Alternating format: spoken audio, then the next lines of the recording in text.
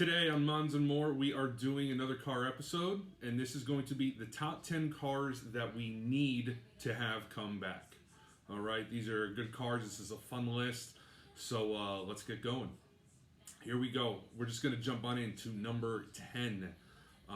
Not typically a brand you would think of when you're talking about cars you want to see come back, but we are going to jump in with the Buick Cascada. Now, it was a good-looking car. Again, it's a convertible. I think it was very similar. It was basically Buick's version of the Camaro convertible. But it was definitely something that was a gorgeous car. It was probably one of the best two cars they had in their entire lineup at that point. They got rid of it, I'm going to assume, just because of everything that Chevy was doing in terms of dropping a lot of the cars out of their lineup and focusing on the trucks and SUVs. So that's probably why they dropped it, in addition to maybe it wasn't really a popular seller. But the car was good looking. Performance on it, it was right around 220 horsepower, I think it was. The only thing about it is, if you look at when it was around, it was notably overpriced compared to the Camaro. A Camaro convertible, I think, was around like 26, 27 to start. That car was at like 33 or 34. It didn't need to be that overpriced, so I think that's probably something that hurt it. But there are things you can go through on there and just kind of retweak, and obviously the pricing alone would definitely help probably give the car more sales, and if it was marketed right. Number 9 on here, long overdue, is the Toyota Celica. Now, this isn't far-fetched at all, okay? The current vehicle that you have in your lineup right now is the Toyota 86, which basically that's already been a rebadge because it was originally the Scion FRS. So they just rebadged it when Scion went out. I don't know. There's just something about it, the 86, it's weird. And the Toyota Celica, it has much more of a history. And actually this past weekend we just came back from Disney and I saw I think it was like I don't know exactly what year, but the body style, like the 02, 03, it was a Celica. And I could tell it had the action package because it had the big wing on the back. So that was nice. Those cars were good. And, you figure, what you really could do is just basically the next generation Toyota 86, do whatever you're going to do in terms of redesigning the car for the next generation. But at that same point, just rebadge the car. That's all you have to do. Size-wise for what the car was then versus what that car is now, it's probably not too much different. The car is a coupe. It's a 4-passenger. It was then. The 86 is now. So you have those comparabilities. So it wouldn't be far-fetched to do it. And I've also read that there are some rumors that they do want to bring that back. So there are some things in the background to which this, they've been thinking about it within Toyota, and it's a possibility. Number 8. This is crazy, but I talked about this in my Dodge video a while back, and I'd still like to see it, the Dodge Magnum. Now, it's very easy to do. The basis of it is you're just taking your Dodge Charger, and instead of going down for your regular sedan, you're just adding the wagon back portion to it. Now, typically, I've always been a sedan guy. Right now, I had to get into my first SUV because of having 3 little monsters and 2 dogs in the house. But that would definitely be a vehicle that I would consider because, yes, it's a wagon, but it gives me the low ride height of a sedan that I like, but it gives me the utility of the wagon back, which is basically what an SUV is anyways. So I would like to see that. If you go through online, again, that's another thing. It's been rumored around there. And there have actually, you can see some pictures in which people have actually done that themselves. And they've actually done a custom current Charger wagon, turning it into a Magnum. So the possibility is there. It's good. It's easy. It could work. There's not much you have to do. Like I said, you're just changing the back portion of the car. Number 7, a lot of people I don't think even think about the possibility of this, and this is where we're getting to the part where it's going to start to make you think a little bit. Number 7 is going to be the Mazda RX7. All right. Now you figure the RX7, I think it was last made in the 95, 96 time frame is I think when they stopped that. Then there was a gap of about 2 years, and then I think the next generation vehicle was supposed to be the RX8, which wasn't quite as popular. But the RX7, you know, when you think about the brand of Mazda, they really could use the vehicle.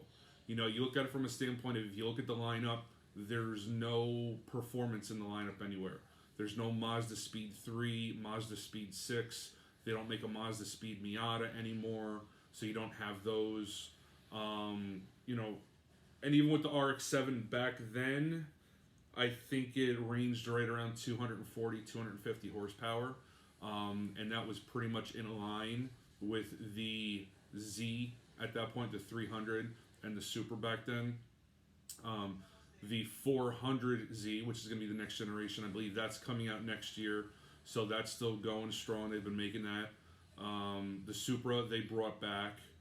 And, you know, there's a lot of things going on with performance vehicles, regardless of whether you're looking at smaller sedans, bigger sedans, smaller coupes, convertibles, all across the lineup. Performance is something that's always key. I believe they could do it with that. The RX-7 back then, the basic car out of the factory was a good-looking car. You know, and then people would make their, you know, some custom changes to it. And it was also a car that people would go heavy into. You think of a RX-7, everybody thinks of the Veilside RX-7 from Tokyo Drift. That's like the token that pops out to anyone that talks about that car. So it definitely could be done. It should be done. You know, if you search for it online, there are Mazda renderings. So it's just a matter of, I couldn't see if that's something that Mazda has discussed, or it's other car enthusiasts that have just kind of done it for fun. But the conversation has been out there. All right. Going down to number 6, all right, is going to be Acura. And I'm going to say the Acura CL, but the new version of this car, based on their current lineup, would be the CLX, okay? Now, the CL back in the day, all it was a 2-door / coupe version of the TL. So in this case, this would just be a 2-door / coupe version of the TLX. This is something they've been talking about coupes for a very, very, very long time. Now, I believe they canceled the RSX back in, I think it was 06. I worked at Acura back in, I want to say 2012 through 2016. So for that 4-year period, there were a lot of rumors about coupes. Something coming back. They were talking about an ILX coupe to come back and replace the RSX. They were talking about something to come back, maybe a TSX coupe, which obviously didn't happen. That vehicle's gone. When I used to work there, we lost a lot of customers that came in looking for coupes, and you don't have, no, I'm looking for a 2-door vehicle. I don't care if your TLX is a sports sedan. I want 2 doors. So Acura does lose customers just because you don't have that one aspect. Now again, you have the NSX, but not everyone can afford a $200,000 car. You know, some people just want to walk in and just have a, you know, a simple, fun car. Again, the drawings are out there. It's simple. There's so many versions. I've seen the coupe version of the ILX, the TLX, the RLX. There's so many out there. The DNX, which that's just a concept, but that's one that Honda actually supposedly really relies on for the Acura brand. You could do it. But in this case, they just have to stop playing it safe. They're going in the direction of where they have an A-spec model, and then they have also, they're bringing back the Type S models all through the lineup. So they're going that direction in terms of inserting performance in the entire lineup. This is a good time to basically bring that coupe back for that market and for those people. Next one we're going to go down to is number 5. Now, number 5 might be a little bit of a question mark for most people, okay? Now, what I'm going to say here is the Hyundai Tiburon, okay? Now, let's just rewind a little bit because you got to lose tracks here for a little bit. You had the Hyundai Tiburon. There were about, I think, 3 or 4 generations of that vehicle. They stopped it. Then the replacement vehicle was the Hyundai Genesis, which that car was a hit for that brand. It was good performance. The price point wasn't too bad.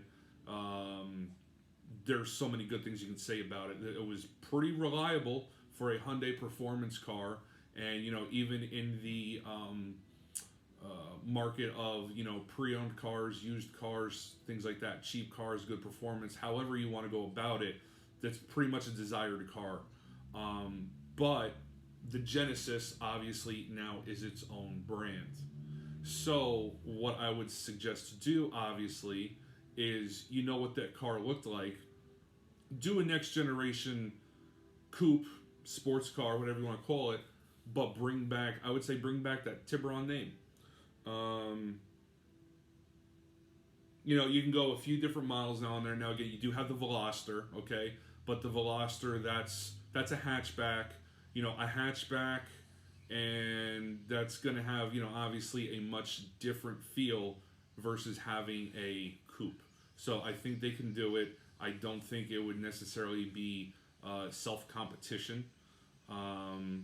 They're 2 different classes. I think it would be all right to go that direction. Number 4, this is probably going to be the biggest one on here in terms of wow. But I'm going to say it. The Nissan 240SX, or as some people like to think of, Silvia. Now, it's very, very easy to be done. If you go back, okay, now this is sometimes you just kind of have to go back and think of what the cars were in their last iteration, in their last generation. The 240SX, the last year it was made was 1998. So at this point, we're talking about 12 and a half, 13 years. The size of the car then is basically size-wise comparable to what the Nissan Sentra is now. Now, I'm not saying that you have to factor that into anything, but if you were to bring the car back, which you could do anything size-wise from as small as a 2-door Nissan Sentra up to, on the larger side, a 2-door Nissan Altima. Somewhere in that size range, in 2 doors. And I have a picture in which, again, it's a 4-door, but you just figure it's got the current look. You can see, all right, well, yeah, it's 4 doors, but with 2 doors, you can see what that looks like. It would definitely be feasible. Again, you figure back then the car had 155 horsepower. So if you go through and you look on here, do 2 options in there. Maybe a newer car, the base one maybe at around like 170, 190 horsepower range, somewhere in there. And if you wanted to kind of do an upgrade, get a little bit more pep out of it, obviously this is something that the manufacturers know in terms of designing. You offer maybe a little bit more of an upgrade at that point, performance-wise, maybe around like 250, 260, 270, I don't know. But the premise of having the availability to bring the car back in the lineup, the main portion, again, if you think about the Nissan lineup, well, yeah, they have 2 sports cars. They have the GTR. Again, that's a car that starts at $120,000. So it's not realistic for any person, okay? Even if you're looking at getting one that's pre-owned, they can still go for, 60, 70, 80,000, depending on which model and how old they are. And then you say, all right, well, you scratch that, you still have the Z. All right, well, then you look at the Z, again, it's a little small, it's tight, and there's not much trunk space. And again, that's a 2-passenger. The 240SX, bigger interior, okay, then, a little bit more comfortable than what you'd get out of the Z. It's 4-passenger, so it's a 2+2, even though it may be a little tight in the back. So you can still have a 4-passenger sports car / coupe. and then you're going to have a bigger, more realistic trunk than what the Z would offer. So there's reason there to do it. Just having options. So that's probably the biggest one to kind of make you. I'd really hope to see. Number 3 on here is the Tesla Roadster. Now, again, this is something going through and getting the information, just gathering my thoughts here. This is another one that I think actually has a possibility, because there are articles, drawings, and some renderings out there of the potential of this car. Now, the last time we had a Tesla Roadster was in 2011, okay? Now, the specs on that vehicle, it was 288 horsepower. The range was 245 miles, and that car back 10 years ago, 2011, was $110,000. So that's pretty good for an electric car back then. That's still when Tesla was kind of small, before the Model S was out. They've blown up, and they've come a long way since that time. So if they were to do something now, obviously the horsepower is there. You figure the Model S comes standard with, I think it's around like 540, 550 horsepower on the base model, and then if you do the upgrade, it's up over 1,000. So the performance is there. The range could easily be about 360 to 400, depending on how they do the performance with the engine and obviously building of the car.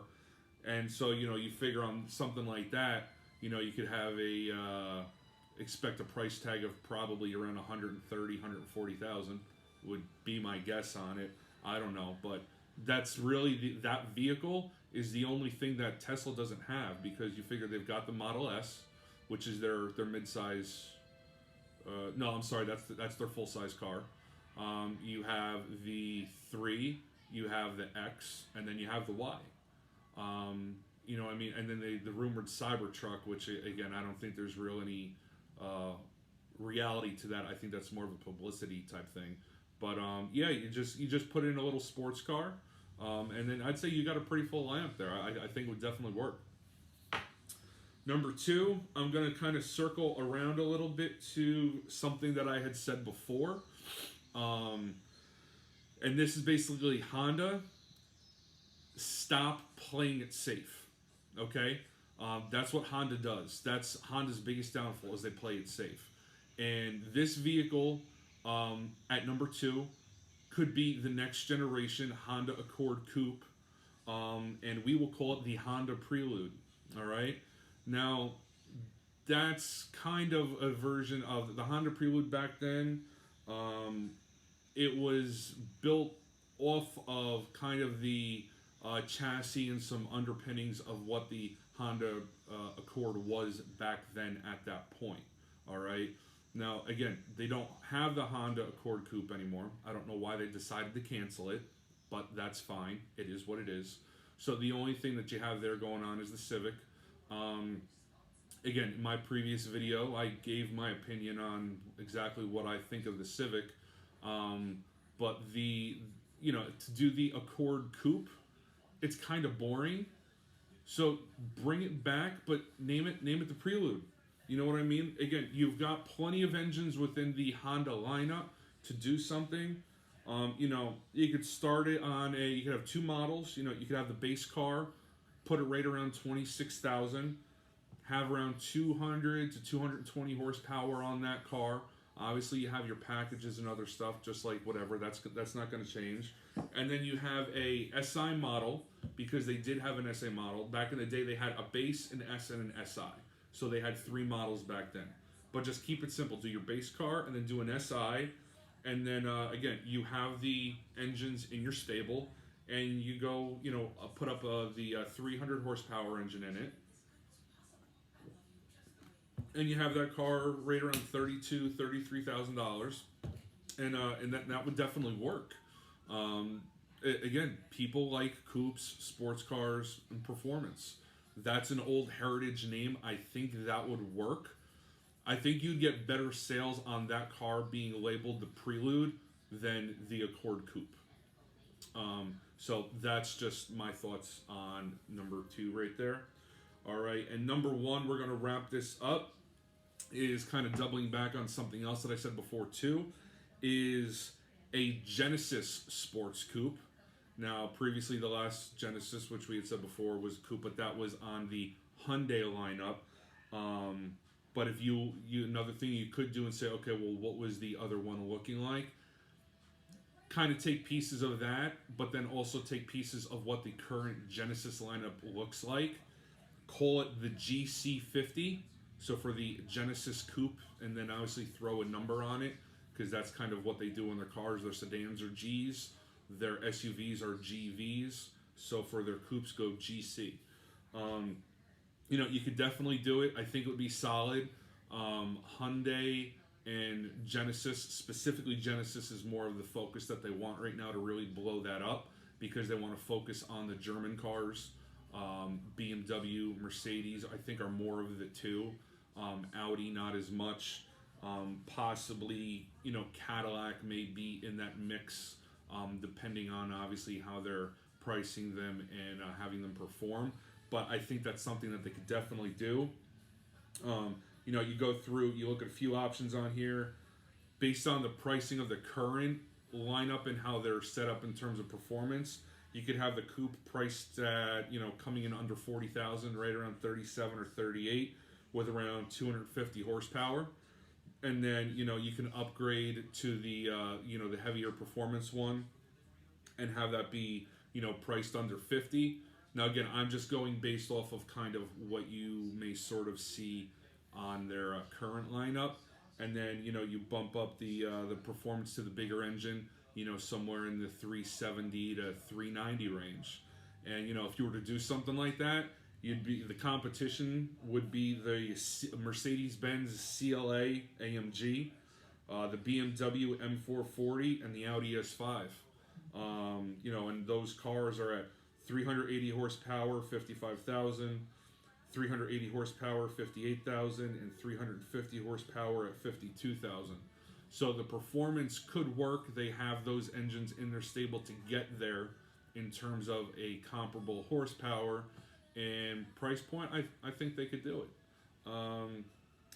So that's the list. That is my current top 10 cars that I think we need to have come back. If you have any other thoughts, opinions that you think that we need to have come back to, put it in the comments. I'd be curious to have that conversation with you. Don't forget to hit the like and subscribe. I'm always doing videos. Cars have seemed to have been the main topic lately, but I'm always doing other stuff that's fun too. Remember, hit the like, the subscribe, and I look forward to seeing you soon. Have a good one.